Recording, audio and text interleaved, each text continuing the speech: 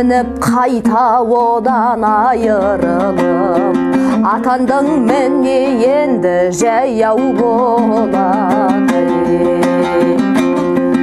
Ақ сиса, қызыл сиса, сиса, сиса, қалмайды кімдер жаяу зорлық қылсай. Күледі жала жапқан бай мен билер, көререм абақты да күні тузай.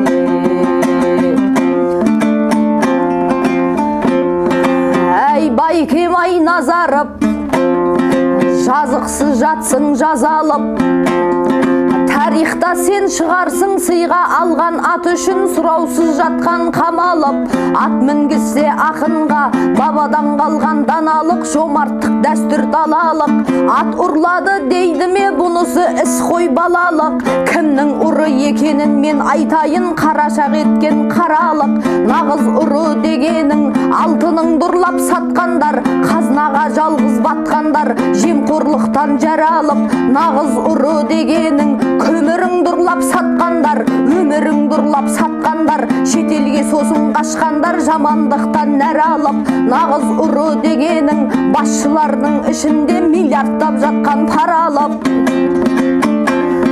Тексергіш болса билігің, осылардың артына түспейді неге шамалып.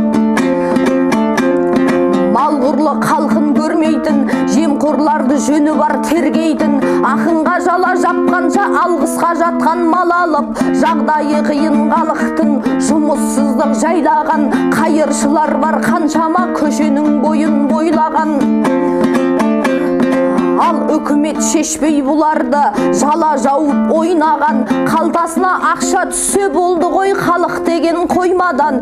Әй болат жасып егілме, күнің туар сенің де. Қолдайды қырғыз қайманаң жаяу мұса секілді, байлар менен билерге жыр төгейік зарлаған. Махамбеттерде ел үшін әзиз басын арнаған, қара жақ тоқтоғылдарың тек шындық айтып сарнаған. Қара жақ қалмырзалардың басын кесіп алса да тілін кесіп алмаған, жұртым деп жүрген жерінен жандай шаптар жалмаған. Кешегі қара жақ Елмирбек ақиқатты айтып талмаған, қырғыз бенен қазаққа ортақ ақын болып ет, алдына қара салмаған. Байбағландарға жағынып, басын иіп бармаған, сен Елмирбектің шәкірті, қара жағысың қырғыздың, жағынып жүлде алмаған.